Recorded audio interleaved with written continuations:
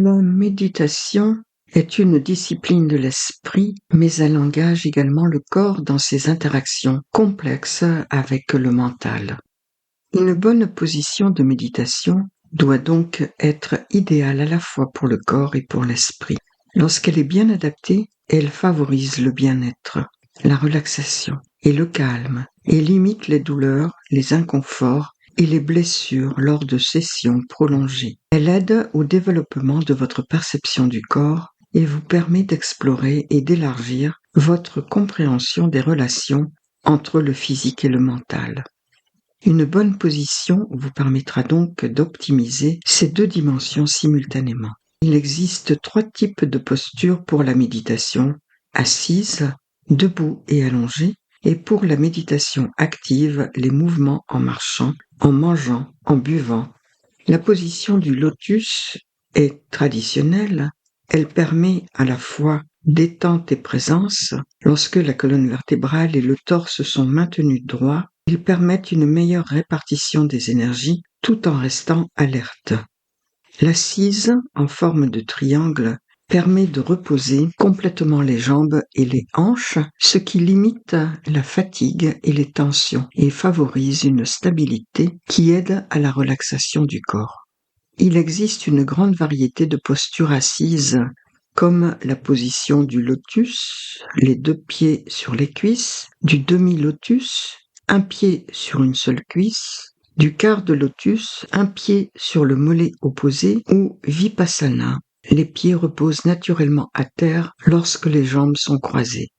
Vous pouvez utiliser les 2 jambes repliées du côté gauche ou droit, ou en grenouille avec les 2 jambes inversées de chaque côté du corps. La position du lotus est un modèle traditionnel considéré comme idéal. Pourtant, elle ne prend sa signification qu'une fois incarnée par les maîtres de méditation qui passent des années à affiner leur position pour se l'approprier. Et lorsqu'elle est explicitement enseignée dans des traditions bouddhistes, les maîtres invitent à une grande liberté et de souplesse, car chaque personne a un corps et un esprit différents avec lesquels la posture doit être en harmonie.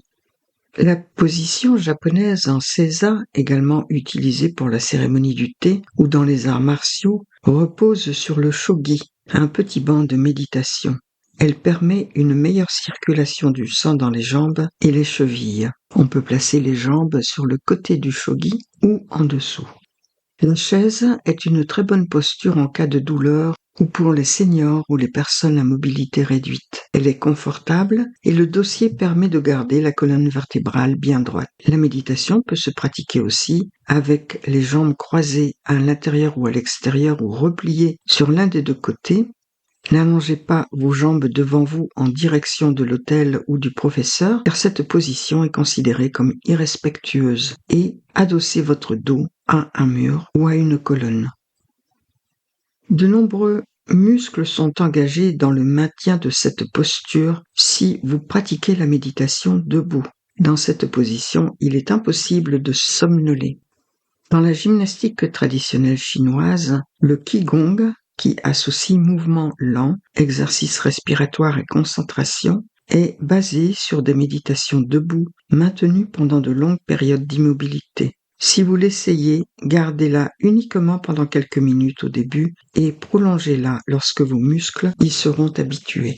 La position allongée est une position confortable que l'on peut adopter au réveil ou lorsque l'on se couche en cas de handicap ou de fatigue. C'est une position idéale pour les débutants et c'est une très bonne solution pour les seniors ou les personnes qui souffrent du dos, des jambes ou des pieds. Si vous optez pour cette posture, pliez vos genoux à 90 degrés environ, les pieds à plat. Cela crée une légère tension dans le bassin qui permet de maintenir une présence dans la posture. De plus, les jambes peuvent être gardées parallèles et les genoux espacés.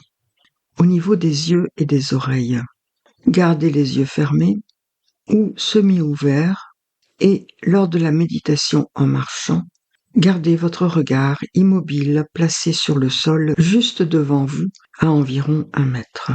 Certaines personnes préfèrent méditer avec les yeux semi-ouverts en position assise car elles sont effrayées par l'obscurité intérieure. Au fil de votre pratique, vous réaliserez que vous pouvez voir les yeux fermés comme en plein jour. La bouche peut rester fermée ou légèrement ouverte. Pour les personnes qui ont des problèmes de sinus et ne peuvent respirer par le nez, détendez vos mâchoires et les muscles de votre visage. La langue touche le palais juste derrière les dents supérieures. La position des mains idéale limitera les tensions dans vos bras. Les mains doivent pouvoir se poser sur un support afin que les bras n'aient pas à les maintenir en position et les empêcher de glisser. En position assise, les mains reposent naturellement sur les cuisses. Essayez de les placer plus ou moins près du bassin. Les mains sont retournées, paume vers le haut. La main droite retournée repose sur la paume de la main gauche. Les pouces se touchent naturellement. Et pendant la méditation en marchant, les bras sont placés naturellement le long du corps. Maintenez l'alignement naturel du cou et de la colonne vertébrale. Rentrez très légèrement le menton pour sentir une verticalité depuis le coccyx jusqu'en haut de la tête. Pour ce qui concerne le torse, les bras, les épaules, la colonne vertébrale, maintenez le torse droit, ni courbé ni penché vers l'avant. Les épaules sont ramenées vers l'arrière afin d'ouvrir la poitrine, mais sans bomber le torse. Pour soulager votre dos, laissez un peu d'espace entre bras et torse en invitant une légère sensation d'ouverture au niveau des aisselles.